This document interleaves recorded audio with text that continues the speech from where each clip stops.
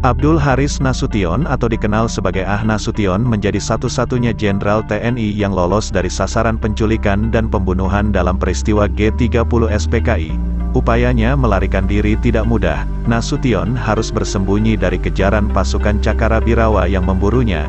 Kendati selamat, Jenderal Bintang 5 TNI Angkatan Darat itu harus kehilangan putri kecilnya, Ade Irma Suryani Nasution, yang tewas tertembak. Peristiwa berdarah itu pun menjadi memori kelam yang tidak hanya melekat di ingatan Nasution, tetapi juga sejarah bangsa Indonesia. Berikut cerita pelarian Ah Nasution dari penculikan peristiwa G30 SPKI. Jumat, tanggal 1 Oktober tahun 1965, malam terlalu larut dan matahari belum tampak tatkala orang-orang yang berpakaian Cakrabirawa mengepung rumah Ah Nasution di Jalan Tuku Umar nomor 40. Menteng, Jakarta Pusat. Saat itu, jam kira-kira masih menunjukkan pukul 3.45 waktu Indonesia Barat. Pasukan Cakrabirawa yang datang berjumlah 4 truk, mereka lantas berpencar. Ada yang masuk ke dalam rumah, sebagian mendekati paviliun, sebagian lainnya menjaga jalanan. Sedianya, rumah Nasution dijaga oleh beberapa prajurit TNI.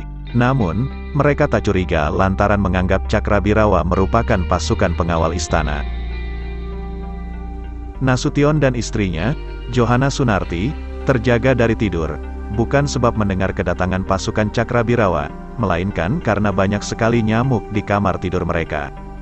Di kamar itu, putri kecil Nasution, Ade Irma Suryani, sedang tertidur pulas. Tak lama, Nasution dan istrinya mendengar suara berisik di rumah mereka. Ada yang memaksa membuka pintu kamar tamu dan kamar kerja. Mendengar kegaduhan itu, istri Nasution keluar kamar. Hanya beberapa saat saja, dia masuk lagi dan bergegas mengunci pintu. Johanna memberitahu suaminya bahwa di luar ada pasukan Cakrabirawa, khawatir akan terjadi hal-hal yang tidak diinginkan. Istri Nasution itu meminta suaminya tak keluar kamar. "Jangan buka pintu, mereka akan bunuh kau," kata Johanna kepada Nasution kala itu. Sebagaimana pemberitaan harian Kompas, tanggal 22 Oktober tahun 1965. Namun, Nasution menolak. Dia bersikukuh menghadapi pasukan Cakrabirawa sendiri. "Saya akan berbicara sendiri dengan orang-orang itu," tutur Nasution dalam pemberitaan harian Kompas, tanggal 17 Februari tahun 1967. Johanna sempat menghalang-halangi suaminya dan menahan pintu supaya tidak dibuka. Namun, Nasution tetap memaksakan diri. Begitu pintu terbuka, di muka kamar sudah berdiri 3 anggota Cakrabirawa. Sekonyong-konyong mereka melepaskan peluru. Namun, tembakan itu meleset 5 peluru lewat di atas kepala, 1 melewati rambut Johanna, dan beberapa lewat sela-sela ketiak. Nasution mundur dan langsung menutup pintu. Di luar kamar, rentetan peluru dari pistol anggota Cakrabirawa terus memberondong. Nasution dan istrinya pun tiarap. Mereka susah payah mengunci pintu kembali. Sementara, personel Cakrabirawa masih terus berupaya masuk ke kamar. Mereka menggasak pintu menggunakan senjata sampai retak-retak.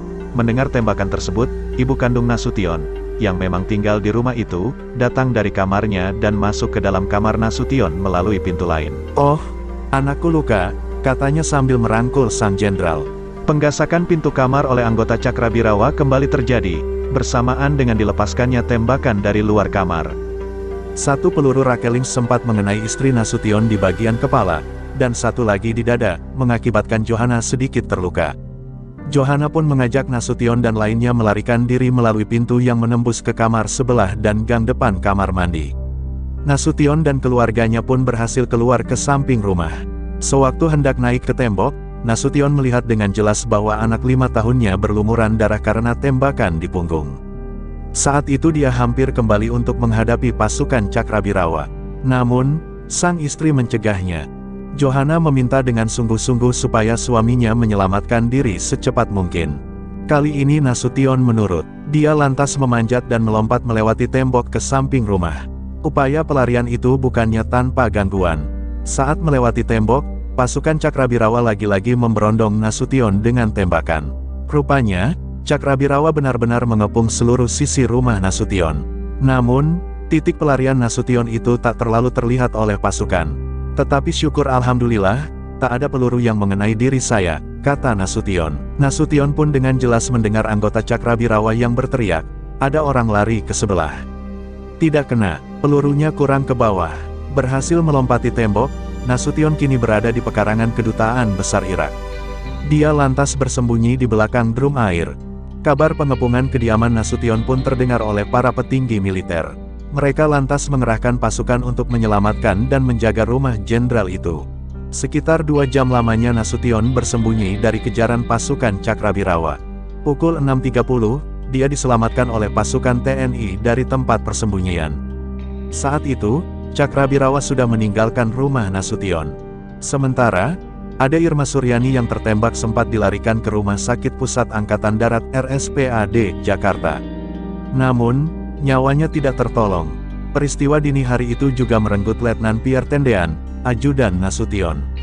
Nasution pun menjadi saksi sejarah mencekam peristiwa G30 SPKI di tanah air.